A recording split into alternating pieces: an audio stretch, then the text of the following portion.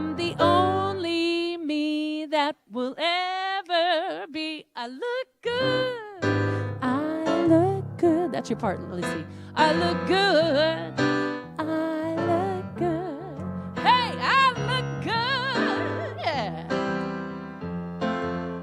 I am the only me that will ever be. I look good. Alex Hartley.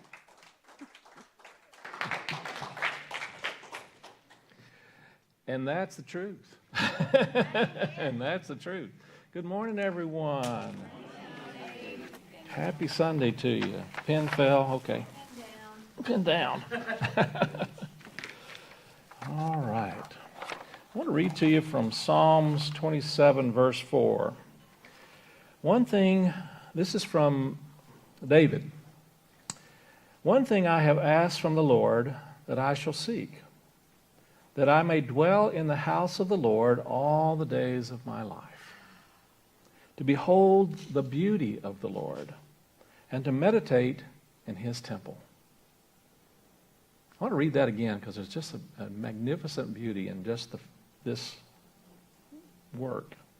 One thing I have asked from the Lord that I shall seek, that I may dwell in the house of the Lord all the days of my life, to behold the beauty of the Lord and to meditate in his temple. I want to ask you a question. Are you beautiful? Yes.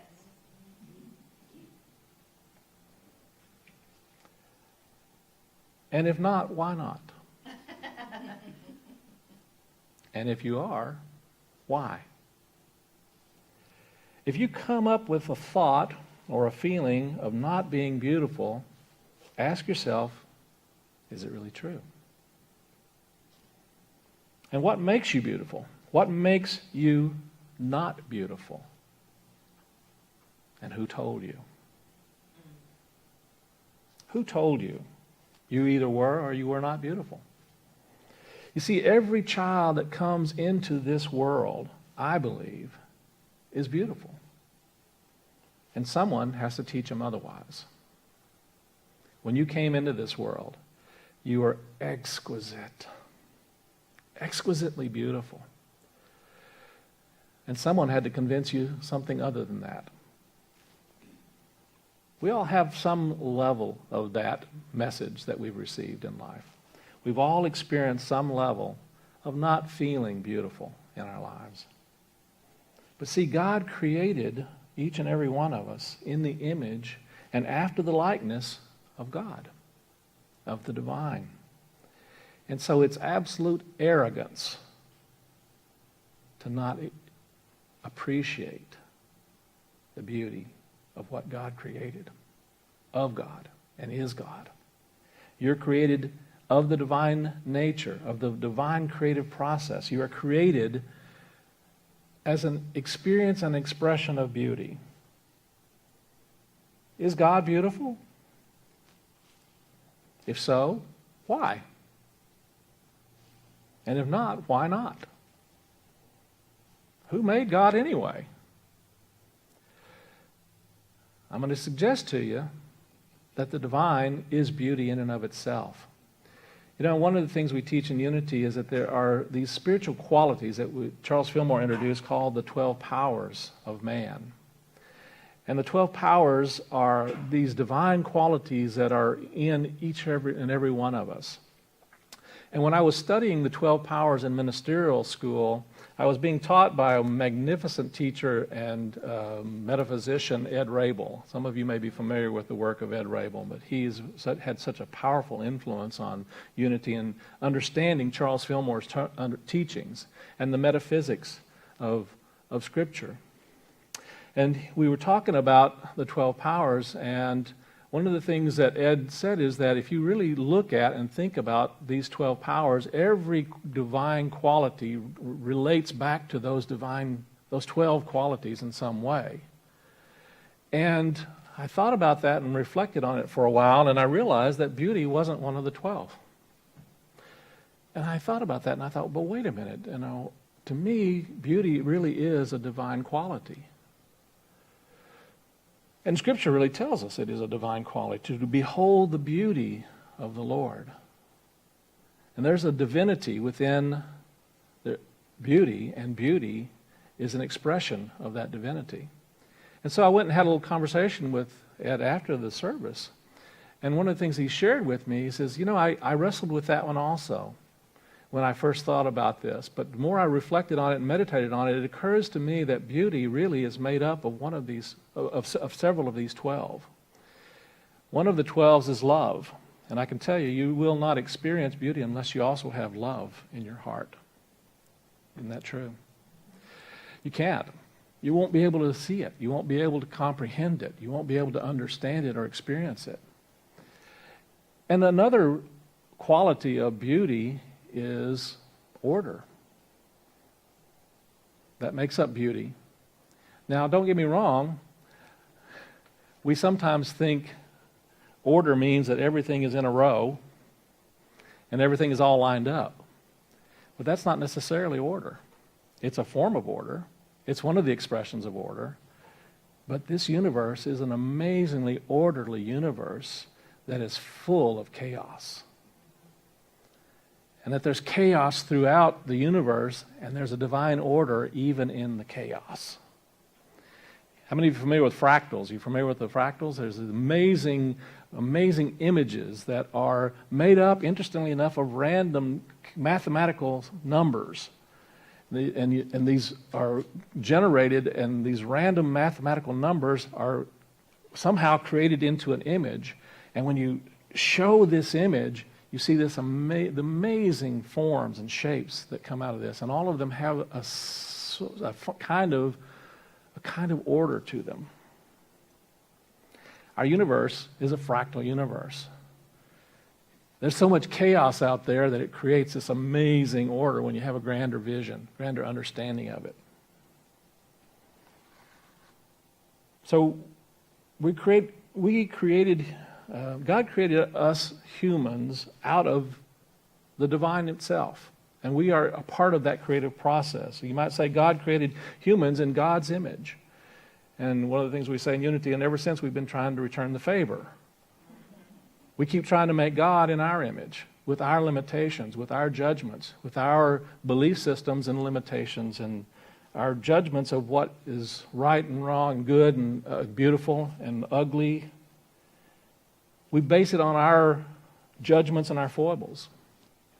But see, beauty, you've heard this saying, beauty is in the eye of the beholder, right? Beauty is in the eye of the beholder.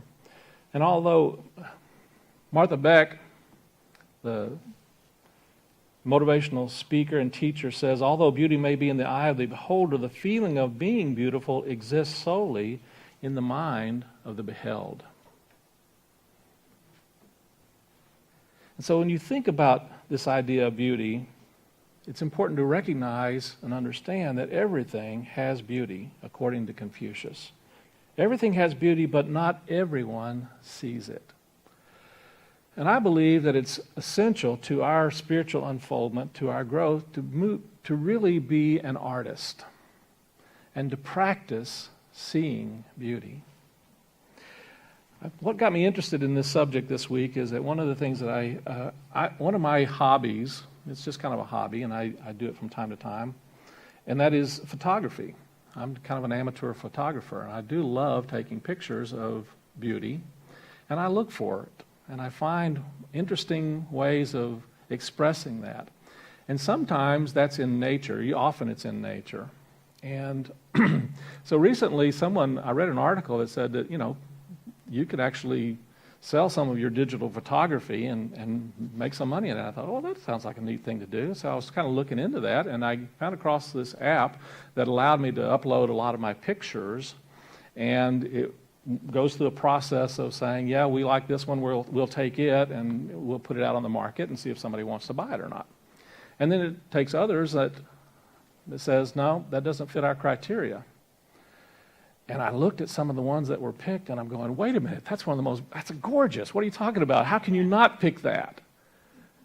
But it didn't fit their standard. It didn't fit their criteria. It wasn't perhaps, some of them were not of the resolution that is needed to be able to use it in a digital format. And yet there's some of the most gorgeous pictures. And I look at them and I go, wow, I mean, I can't believe I took that. That's amazing, you know? And when I first got into photography, it really, I kind of got into it back in my 20s. And I've not really demonstrated or shown a lot of my work, but I remember one day taking my new camera, just having a big time with it and taking pictures of all kinds of things. And some things are really interesting and some are like, yeah, same old, you know. And yet there's, even in some of the same old, there's this amazing images that sometimes come out.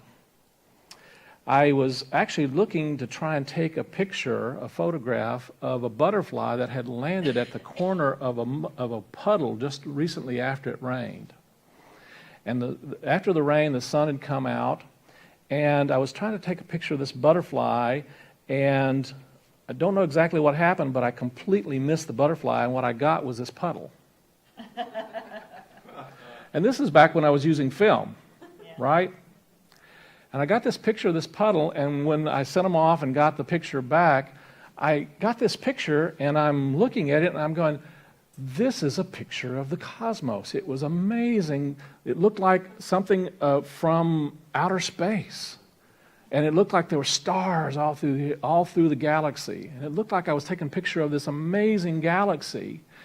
And as I looked at that picture and I looked a little bit closer, I looked real close at the picture and I could see little blades of grass underneath in this puddle. And when I looked even closer, it looked like there was a spaceship out in outer space. And I looked even closer and there was a cigarette butt in the bottom of this. But when you look at this picture out here, it was amazingly beautiful. It was a picture of the galaxy. I still have that picture. I love that picture. I've got it stored, but it's not in a form that I actually could put online unless I scan it, perhaps. Maybe I'll do that. But it just amazes me. And one of the things that made me realize and made me think about is that it's amazing how when you make a mistake, I missed the subject of what I was trying to take a picture of completely. My hand was shaky, I guess. I don't know. Completely missed it and got just this piece of the puzzle. But in the very act of that, there was an amazing beauty that came out of that. And there's an underlying beauty even in some of the things that make up our life and our world. We don't always see them. Sometimes we have to be willing to look really close. Sometimes we see the beauty, but we don't realize that sometimes even just the plain ordinary stuff is part of what makes up the beauty. Like pieces of grass or cigarette butts in the bottom of a puddle. So you see, everything has beauty, but not everyone sees it, as Confucius says. So Ralph Waldo Emerson says, never lose an opportunity of seeing anything beautiful, for beauty is God's handwriting. Beauty is God's handwriting. So we have a tendency to think that we see beauty with our eyes. But I'm going to suggest to you that we don't really see beauty with our eyes. We see beauty with our hearts. And it's really something that happens in an internal way. And it's a way of seeing. It's a way of viewing life and viewing the world. I came across a quote from a famous makeup artist. His name is, maybe some of you may be familiar with Kevin Aucoin. Are you familiar with Kevin Aucoin? He's very well known, very famous New York makeup artist. He says, it's our hearts and our brains that we should exercise more often. You can put on all the makeup that you want, but you won't make your soul pretty. Isn't that interesting? And he goes on to say, perfection is boring. If a face doesn't have a mistake, it's nothing. And so it's important for us to recognize and to see that in everything that goes on, there is something magnificent and beautiful in it. And if we are willing to train our thinking in such a way, we will begin to see that more and more. And by the very act of seeing that more and more, we actually become even more expressions of that beauty in life. One of the most powerful lessons I learned was when I was going through a very, very difficult time in my life and wound up going to some counseling, needed to get some help, and really was having trouble sorting out me, myself, where I needed to be and where I was going and what was going on. And this counselor, one of the greatest gifts that my counselor gave to me was a little rock. Not Little Rock, Arkansas, but a small rock, and it had a saying on it. And the saying was, "Look at all the beautiful mistakes I'm making." And that's really stuck with me in a lot of years. When I can remember that, I realize that there's some magnificent things that come out of what I think are mistakes in my life. And if I look at some of the decisions that I've made, part of me, my intellectual mind, my analytical mind tells me, oh, I really messed that up. But it's amazing how, if I'm open to seeing the beauty, how that shifts the energy of that experience, and I'm able to look and see that there's possibilities that come out of even those things that have been not what the world would call mistakes. Anybody ever made a mistake? We're probably making them all the time, aren't we? And one of the most powerful tools for helping us to grow spiritually is to looking at those and then loving ourselves even with and through those understandings and even the judgments we make of ourselves about them. If we can love that part of ourselves that likes to beat ourselves up, it's amazing how quiet it becomes. And it begins to shift and begins to experience and express differently. There's a wonderful Unity book that came out, I don't remember when it came out exactly, by Charles Lely. Charles was a well-known and well-loved and respected Unity minister and writer and author, and he wrote a book called The Beautiful Way of Life. The Beautiful Way of Life. And he says, the search for beauty is a journey into the meaning of the universe. The experience of something beautiful is a reward for our perseverance. And he also goes on to say, beauty always suggests something beyond, something greater than ourselves. And the more your awareness of the infinite beauty increases, the less the rigors of the journey concern you. You accept the hardships, but you are filled with the awe at the beauty that they appear to be of slight importance. And so we all are aware that we have difficulties and challenges going on in our world today, don't we? And it's not that we stick our heads in the sand and don't acknowledge those. But if we get in the practice of, even in the midst of those challenges and difficulties and conflicts and feeling in times of experiences of deprivation or lack or confusion, whatever it might be, if we're willing to look for what could be beautiful, we raise our vibration, we raise our energy. And not only do we attract to us more of those kinds of experiences of beauty, but we actually become emanators of that beauty in and of itself. We emanate beauty by seeking it and finding it and appreciating it and valuing it and honoring it.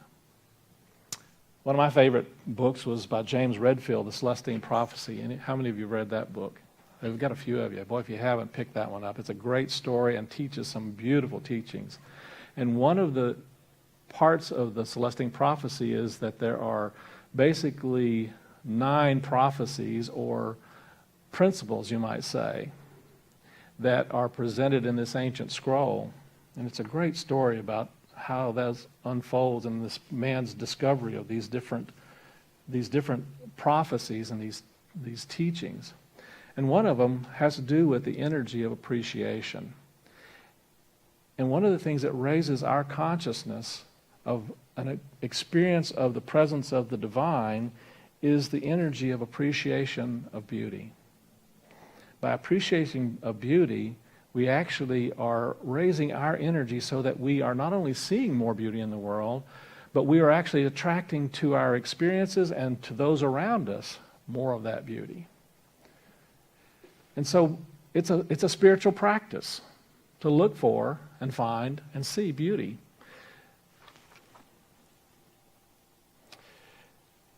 In a great work called Only Believe, Unity Minister Sue Sicking says, observing the beauty of all forms of worship makes us understand that the plan of our Creator was that we all be different in outer ways and still all possess the one gift of life.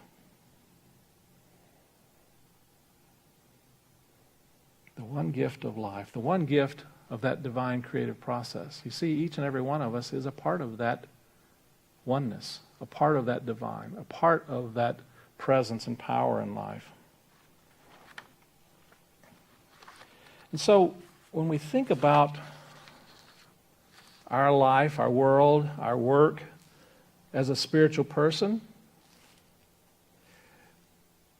part of what allows us to really experience more of that connection with the divine is this very practice of looking for and finding the beauty that's already there. John O'Donohue, a great mystic Irish poet, said, "The human soul is hungry for beauty. We seek it everywhere, in landscape, music, art, clothes, furniture, gardening, companionship, love, religion, and in ourselves. And no one would desire not to be beautiful. When we experience the beautiful, there is a sense of homecoming."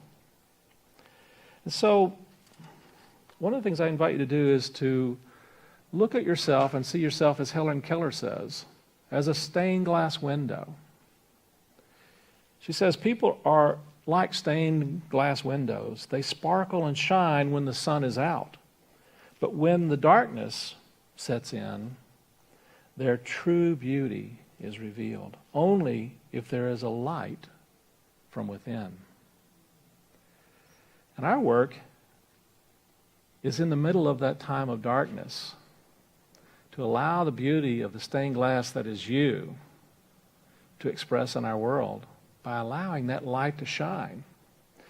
In my meditation time, when I was reflecting on this and what was my lesson to learn and what was my lesson to share, this is the little voice inside of me said this: the very act of judging something or someone as ugly is in itself a projection and an expression of ugliness. The very act of seeing and finding beauty in something or someone is in itself a projection and an expression of beauty. So it's in the very act of seeing beauty that we are even more beautiful. William Blake said, "To see a world in a grain of sand and heaven in a wildflower, hold infinity in the palm of your hand and eternity in an hour." So that's our homework for this week and probably for the rest of our lives. And that is to look for and see the beauty that you were created to be in the world, starting with yourself. And this is how we behold the beauty of the Lord and to meditate in His temple. And so it is. That's our lesson for the week. Let's move into our meditation time. And so as we turn within to that place of stillness, of silence, breathing in and breathing out, breathing into the heart space, and being open to the eyes of the heart. Breathing in and breathing out, being willing to see, to hear, to feel, and to know through the eyes and the ears, the senses, the awareness of the heart. And breathing into that heart space, we look within and know that We are created in beauty, in wonder, in love and light, in divine order and peace.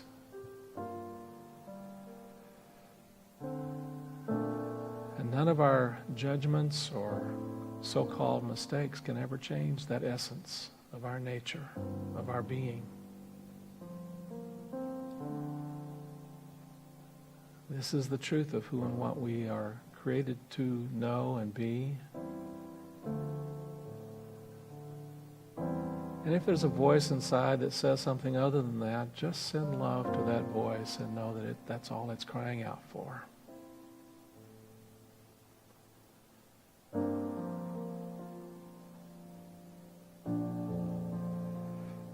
And just feel a willingness to be the beauty of God in the world.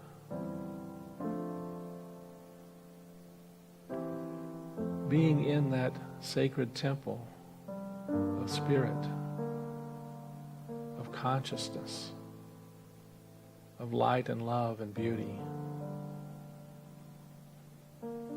We allow whatever gets in the way of that to be transformed in our experience and in our understanding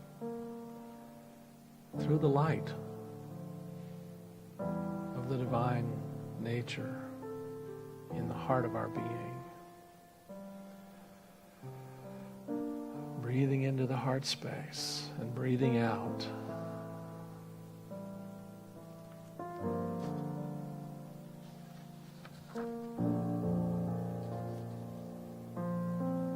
We behold the beauty of the Lord of our being. And day and night we meditate in His temple.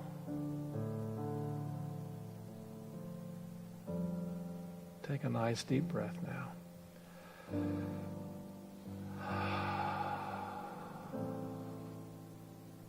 Give thanks for the practice of seeing the presence and being the presence of the divine. With each look for and experience of the beauty in life. Take another nice deep breath. Gently open your eyes. Let your heart be open even more as you look around this room and are open to seeing and being seen in and as and of the beauty that you are. And so it is.